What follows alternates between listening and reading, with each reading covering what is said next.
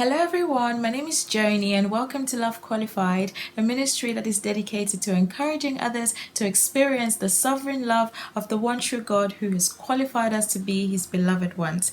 Happy New Year 2020. This is the first video of 2020 and today I'm going to be reviewing A Change in the Winds by Nikki Mellado.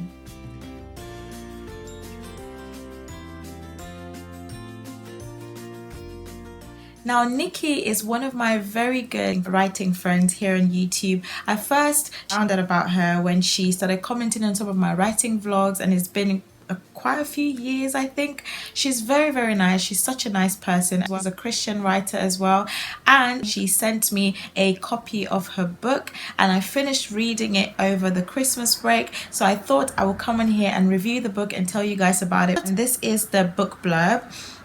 It says, Annika Vienta, a private investigator, knows that the fire was just a cover-up for the murder of her parents, and she knows the killer is still out there. When she takes on a new client, Cameron Baines, she finds a friend who begins to help her discover the answers she so desperately needs. But as the truth surfaces, so does the danger. And when the threats become all too real, she fears the killer will silence her before she can solve the case.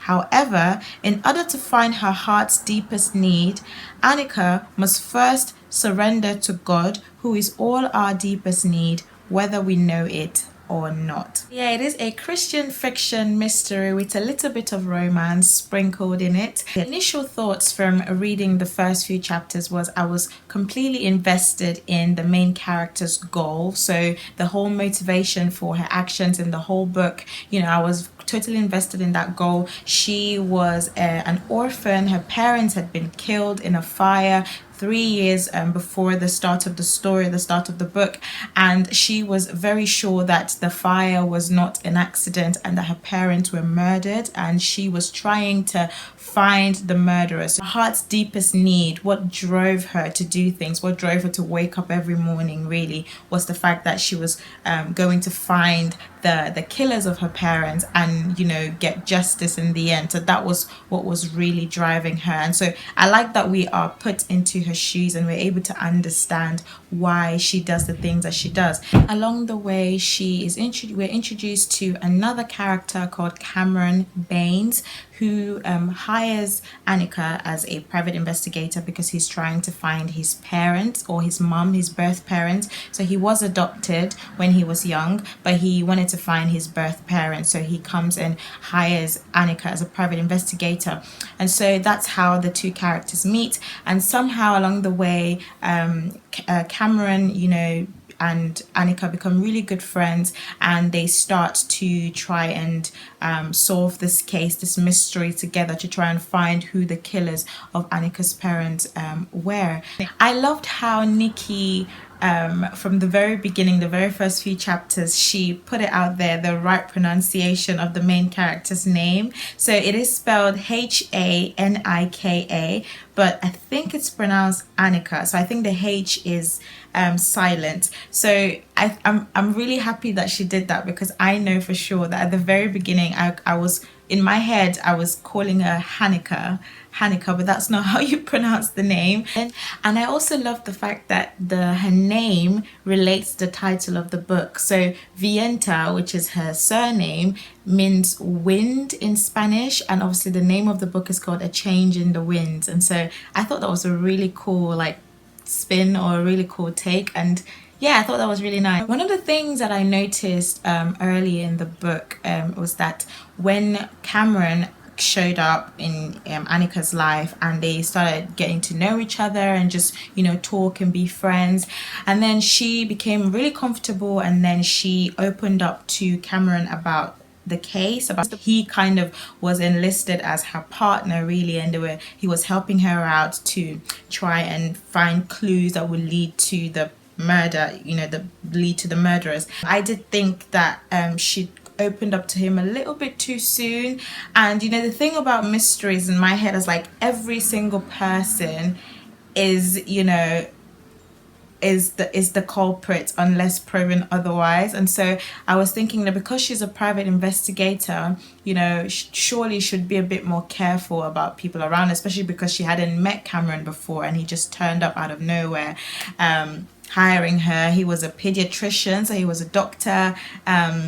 He owned like a practice with his dad, and he was a Christian as well. And Annika was in a place in her life where, because of all that had happened with her parents' murder, she wasn't really sure where her faith stood, really. So, yeah, her faith was pretty much non-existent at this point, because she couldn't get over the fact that her parents had been murdered, and so she was basically broken and needed healing, and she didn't know if God was gonna heal her and stuff like that. So yeah, I did think that she did open up to Cameron a little bit too soon, and I was suspecting every single person, literally even Cameron himself. One thing that I really liked about the book was the portrayal of true friendship, what true friendship is actually based on. Cameron was a really good friend to Annika, and he really helped her in her times of need, so much so that it came to a point where she was totally and completely dependent on him. Like I said, he is a Christian, so he was kind of nudging her towards God and encouraging her to come to church, to come to different activities that were in the church. And it came to a point where if he wasn't there, she wouldn't really do these things. So God really used him in this story to draw her closer and closer to him. I loved the development of their friendship. I love the fact that it was based it was based on Christ, and Cameron was a really good friend to her, so I really loved that. I also love the fact that the book portrays a good family dynamic. So even though Annika had lost her parents, she also had her uncle and aunt, and they lived in another state or another town or whatever, but they were always in contact, and whenever she was in trouble they would come and meet her and help her and stuff. And so I thought that was really nice. And also Annika's friends as well. So she owned a coffee place called Cup of Kindness, and some of the profits from the coffee place, she donated it to some charities, and the people that worked there she was really close friends with. One important thing as well that I learned about the book is the fact that when it comes to the people that we love and the people that we care about who don't believe in God and who are struggling with their faith, it's so easy for us to try so hard to make them see this beauty that we see in Christ, and make them see this treasure that we have found in Christ. And we try through conversations and praying for them and gently nudging them, bringing them to places so that they can so that their minds can be open to Christ. But by the end of the day, we need to remember that it's not our doing that actually brings these people to Christ. God is the one who changes hearts. He's the one who changes people's hearts from a heart of stone to a heart of flesh, and he's the one solely responsible for bringing people close to him. Even though Annika was totally dependent on Cameron, it took a while for her to totally realize, like it said in the book blurb, that her deepest need was God first rather than any goal, because throughout the book her main goal, the thing that motivated her and drove her to do things, was finding the murderers of her parents and gaining justice. And so when she wasn't when things seemed really frustrating and she saw that she wasn't getting anywhere, she became really depressed and really down. And then God had to step in and show her that he is her deepest need, and that if he is the only one that she has everything she needs, even if she doesn't find the murderers of her parents. So because the book is a mystery, I was really looking forward to getting involved in like little victories, and how that Nikki was going to drop a few clues for us and confuse us, the readers.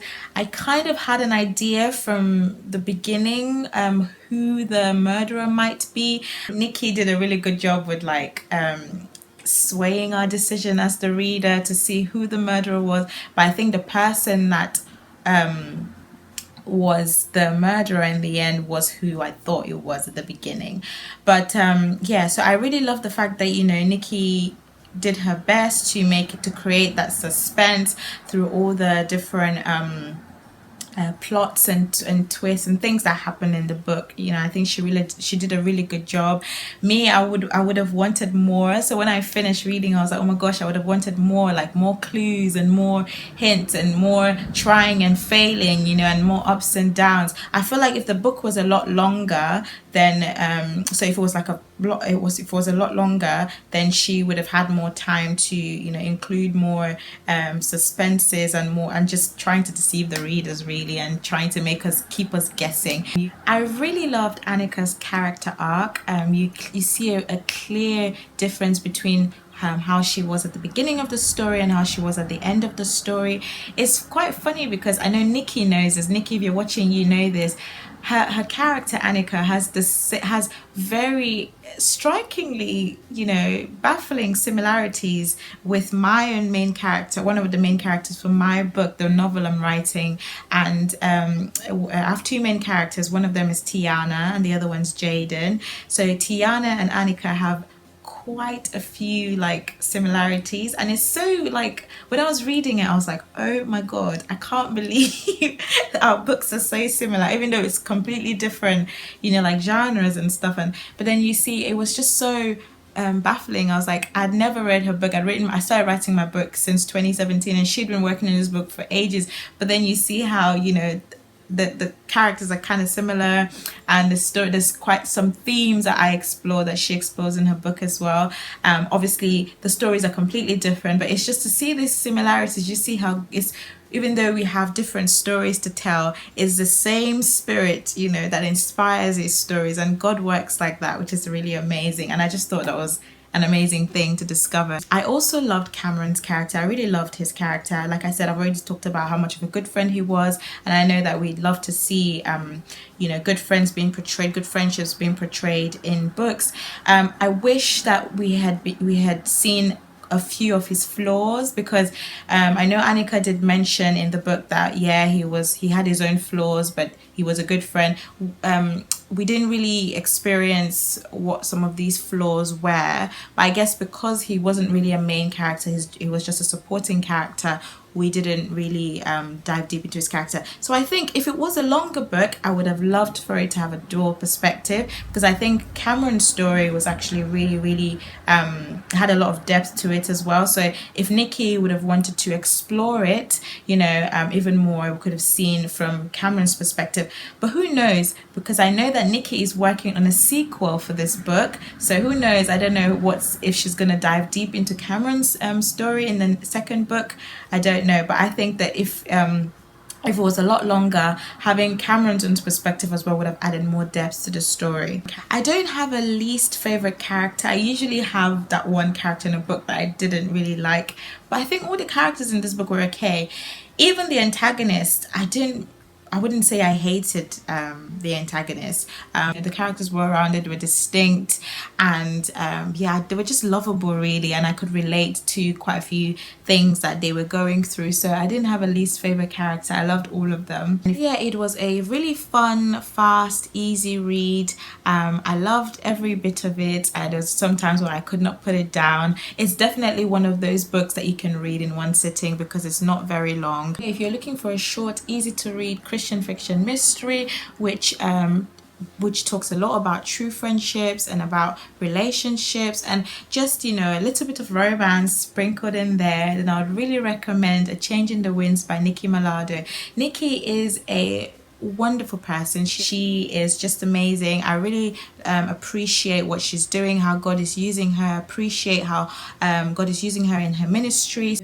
All the money that Nikki is raising from selling this book, she is donating to quite a few charities, and some of the charities that she's donating to are some Christian charities such as Pray for the Persecuted and Kezita Ministries and Widows and Orphans Ministries. And I think it's a really great thing that Nikki is doing, and she's even told me that God has been using the story to bless many people, and I think that's amazing. So if you want to sow into this ministry that God has enabled Nikki to be a part of, if you want to be a part of this amazing thing that Nikki is doing, go and check out her book. I'll leave the link down below. You can buy on eBay. I'll leave it down below so you can go check it out. And she's writing a sequel as well. She hasn't told me when she plans to release a sequel. I'm sure she's not thinking about that because she's still writing it, in the point of writing it. But I'm so looking forward to the sequel, and I'll definitely recommend this book.